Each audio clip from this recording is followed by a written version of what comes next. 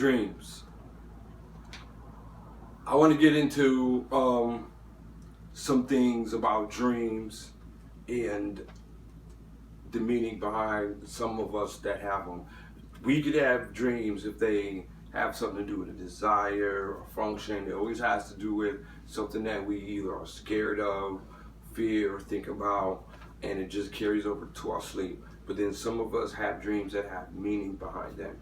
I spend a lot of time talking to our Hebrew brother of Yahweh and Yeshua, Smooth Legend, about dreams that he had.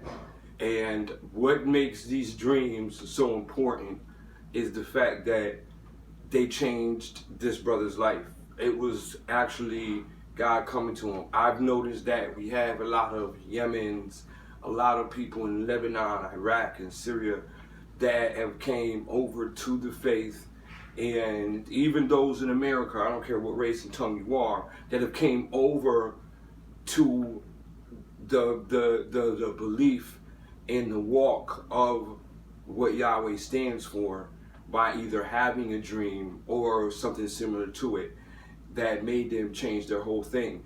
And what is remarkable was that this man is a man of color. Smooth Legend is a man of color. So to hear how his dream went, and I hear so many stories through my lifetime of so many people, but I've never, ever, and I'm dead serious, never encountered a black person that had a dream like he had. Usually the dreams that he has had always attend to Asians, Europeans, and Caucasians, and so on and so forth, Arabian, Middle Eastern people. You know, they usually occur like that with them. And even when it happens with people down south, like there was an incident where the head of the Ku Klux Klan son, you know, he died and he went through whatever. And then, but all of these people will always have the same description and the seriousness of the face and the color of the skin and the whole 9 yards. And this is what I find very, very amusing. And then how Yeshua came to him, and the description and the color of the skin was the same thing. It was the bronze, you know, the burnt bronze color, and the white hair, woolly hair, nappy woolly hair, and all of that. But the seriousness of his face, and then how he described his eyes was just like, even hearing him describe the dream, you can just hear the love of the fear of God in his voice. So it was remarkable to hear that from him, because I can go as on many YouTube channels and listen to people have these dreams, and they all have the same characteristics, but it never happened to a black person. Now, after he had this dream, I'm going to tell you how Satan works. Satan tried to throw in another dream after it. So he threw in another dream where the Lord was sending angels to swoop everybody up. And even though it was a few, it wasn't a lot of people, they were swooping up a few people here and there was a person with them. Now the person was a fat person, and while they were going up, the angels looked at him and said, listen, man, even though I got you, basically, even though I got you first, I gotta let you down so I can take him up. So he was like, no, you're not taking me back down there. You know, he was trying to get to heaven. He was like, yo, you know, we'll help you get up. So him and the fat person tried to help the angel up. They looked at the other angels and said, hey, you know, look at him. He trying to really help out. So then they looked at him and they smiled. And they said, look, you know, Yeshua was a woman, right? And he looked. Now, in the dream, in his conscience, he looked and was like, no, he wasn't. Basically, no, he wasn't. I know he wasn't. So as soon as he realized, as soon as he admitted to himself and them, he knew that, you know, Yeshua wasn't a woman. That's a trick. Why would you say that? You know, the angels let him go.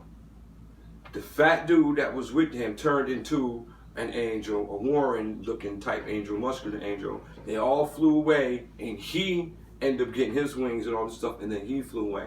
So, what does that leave? What does that dream mean? That deceptions come that will fool you, but once you don't fall for those deceptions or those lies, then then you know you're on your own. So that was a trick of the trade, just like Ibn Abdullah fell for that gave the angel Gabriel. All right, and that's the separation. So he knew in his heart. So that was basically a test to make sure that he knew the truth and was of the truth, and the whole 9 yards, and would stand hold fast with that truth. So with that being said, these are dreams and interpretations that mean something. A lot of dreams don't mean anything and have no meaning in whole 9 yards.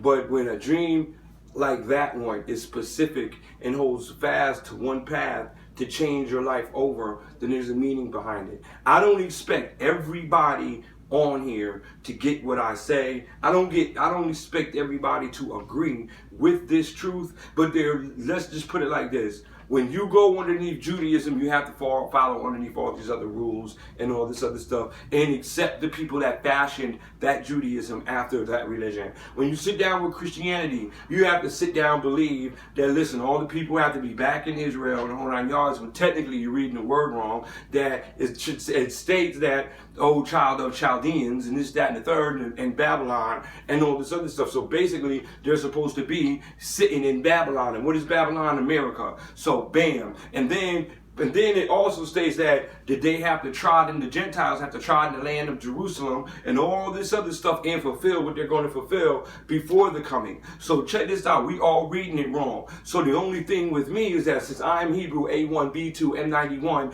that I can sit down, tap into what I am. I know my history and my lineage, not meaning to brag or boast. But if people can turn around and say that they're Jewish and all this other stuff, it's not racism and fascism and all this other stuff. But now that I'm sitting down telling you that that's my family in that Bible, that I'm a part of that Bible, I am thus of from the beginning to the end in that Bible with them race of people. Now it's racism and people don't want to hear the truth. I'm telling you the truth so you can be saved. I don't care who you are, because there's got to be an understanding that if you fell in line with a lie from the beginning and you can't fall in line with the truth, then you've already been getting weeded out. And if you getting weeded out and filtered out from this truth, then guess what? That means that you was never meant to be a part of it. Because I know a lot of people that is a whole bunch of white and Chinese and the whole 9 yards, and they'll laugh at you. Why? Because they knew that there was two separations. There was the 4,800 years ago, you had whites that mysteriously came out of the black people and went to the Caucasus Mountains, and then you got the other ones that came straight out of the Asians. So why don't you turn around and look at all your Ukrainians, Lithuanians, Sassanians, and all the other Russians and all the other things? You know why they got those little cat eyes?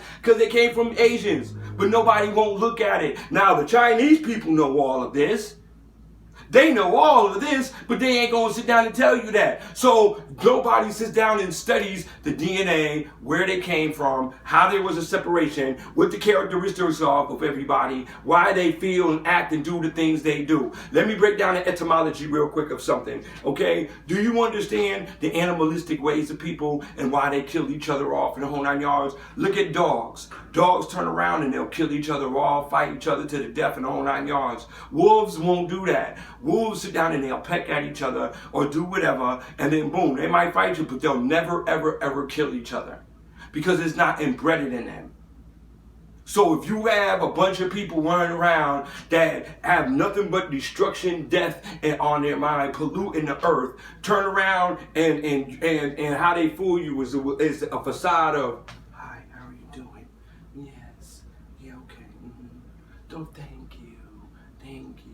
But then behind closed doors, they're really loud and the whole 9 yards. I'm going to give you the best example. Just yesterday, I was sitting in the diner that don't nobody go to, all right, in Manhattan, all right, that lives in the neighborhood. Why in the heck the ladies that wear all the black, the Hasidic Jews and all them, came in, hoodie on, glasses, jeans, and the whole 9 yards? They ordered more pork bacon and the whole 9 yards than anybody in that restaurant. They were eating their pork, they were hiding out in the corner of it, but see, that's the part of the neighborhood that nobody goes to and they caught them in. So just like I mean, it's crazy. But nobody catches these things. Nobody sees these things. Even when the world fashions itself after something and tells you the truth right in front of your face, like King Hassan of Egypt on Time magazine, nobody still sees the truth.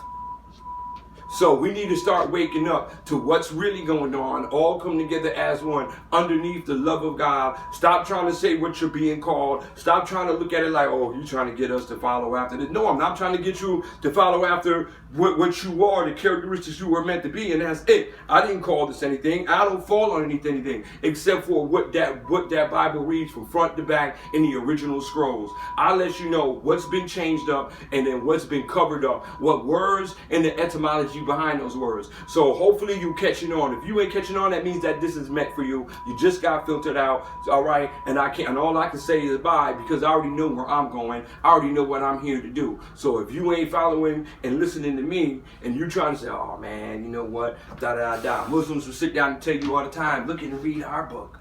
Even though it came from Yahweh and whole nine yards, what makes our book so special is that we have no color.